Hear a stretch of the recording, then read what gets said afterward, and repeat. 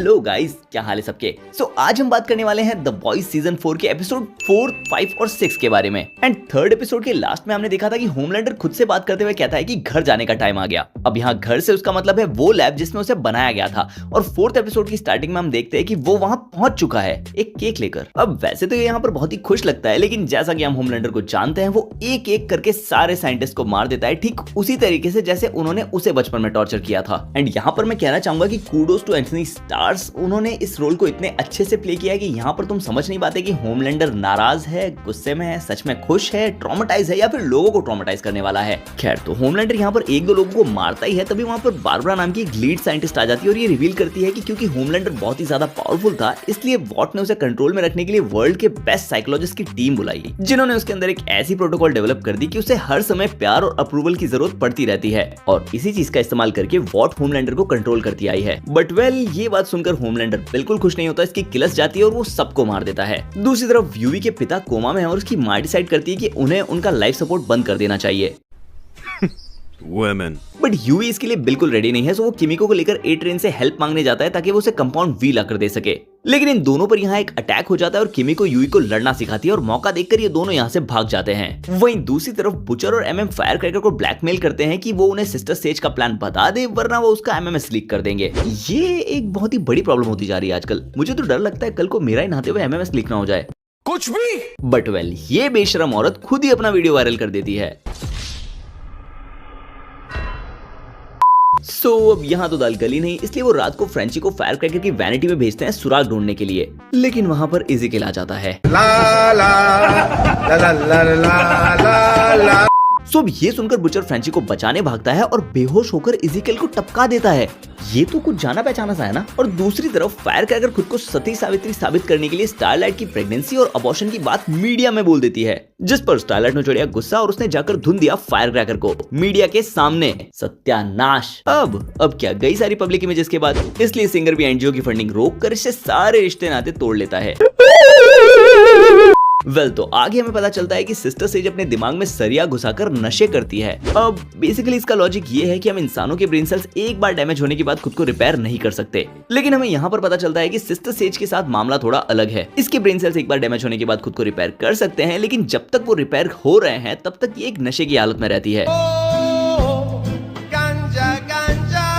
खैर, तो एपिसोड के एंड में फाइनली ए ट्रेन यूवी को कंपाउंड भी लाकर दे देता है, लेकिन ये सब बिली देख लेता है और वो यूवी को समझाता है कि ये सही रास्ता नहीं है। और सरप्राइजिंगली वो समझ भी जाता है और वो डिसाइड करता है कि वो अपने पिता को कंपाउंड भी नहीं देगा, लेकिन उसकी माँ उसके डैड को कंपाउंड भी दे देती है।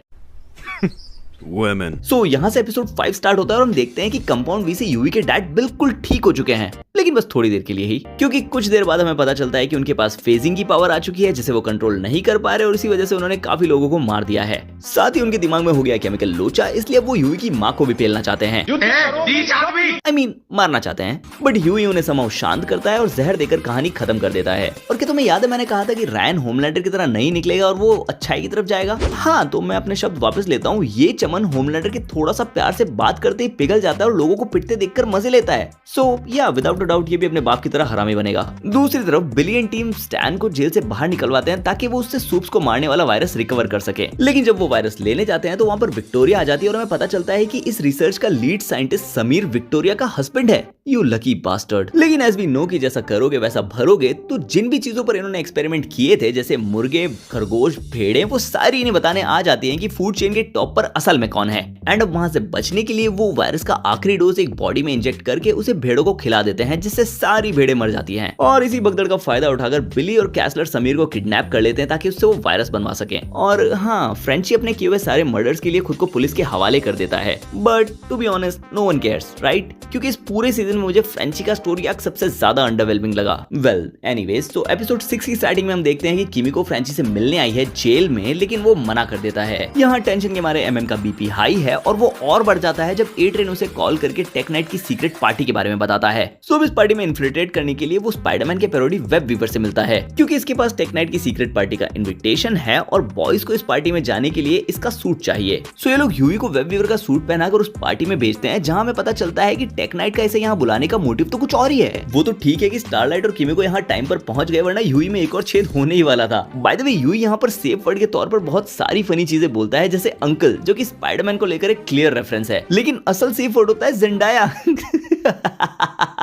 खैर, तो एमएम उस पार्टी में सिस्टर सेज को शूट कर देता है, जिससे उसे एक पैनिक अटैक आता है और वो बेहोश हो जाता है। लेकिन उसे ए ट्रेन बचा लेता है, वो उसे हॉस्पिटल पहुंचाता है और उसे ये करते हुए एक बच्चा देखकर बहुत ही खुश होता है, जिससे ए ट्रेन को भी बहुत खुशी मिलती है। सो हम लोग कह सकते हैं कि ए ट्रेन इन दी एंड अच्छाई का साथ देगा। बट सिस्टर सेज को सिर पे गोली लगने की वजह से वो मरती नहीं है, बल्कि उसे नशे हो जाते हैं। और यहीं पर होमलैंडर का ग्रैंड प्लान रिवील होता है कि वो असल में तख्ता पलट करना चाहता है, और जो भी उसके खिलाफ जाएगा वो उसे कंटेनमेंट कैंप्स या फिर जेल में डाल देगा। लेकिन यहाँ मौजूद लोग गवर्नमेंट ऑफिशियल्स हैं, होमलैंडर के अंधभक्त नहीं। और होमलैंडर तुम्हारी क्लास का वो बच्चा है जिसने आज तक कभी कोई लड़ाई नहीं की, फिर भी खुद को 30 मार का समझता है। सो जब ये लोग होमलैंडर से एक्चुअल सवाल करने लगते हैं तो उसकी हवा टाइट हो जाती है। वो तो ठीक है कि विक्टोरिया वहां पर थी, जिसने पूरी सिचुएशन संभाल ली, क्योंकि होमलैंडर के भाषण तो सिर्फ बददिमाग टीनेजर्स को ही बेवकूफ बना सकते हैं। वेल, इसके बाद हम वापस बिली पर चलते हैं, जो समीर को वायरस बनाने के लिए कन्विंस करने की कोशिश कर रहा है। लेकिन यहाँ हमें पता चलता है कि कैसलर भी बेका की तरह ही बिली के दिमाग की उपज है, और कैसलर ने ही बिली की बॉडी टेक ओवर करके इज़ीकियल को भी मारा था। सो बेसिकली बिली सस्ता मून नाइट है। खैर, तो इस एपिसोड के लास्ट में होमलैंडर को ये पता चल चुका है कि वो लीक्स कोलमैन ने नहीं बल्कि किसी और ने की थी, जिससे उसका भरोसा अब सिस्टर सेज से भी उठ जाएगा। और इसी चीज का फायदा उठाकर फायर क्रैकर किसी तरह की दवाई लेकर अपनी दूध की डेयरी चालू करती है और होमलैंडर को ऑफर करती है।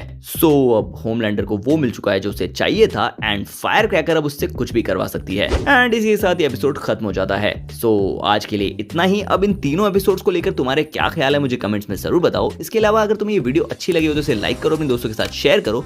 ऐसी और वीडियोस देखने के लिए चैनल को सब्सक्राइब करो। अब मैं तुमसे मिलता हूँ अगली वीडियो में, तब तक के लिए बाय। रोहित, आज डिनर में क्या है भाई?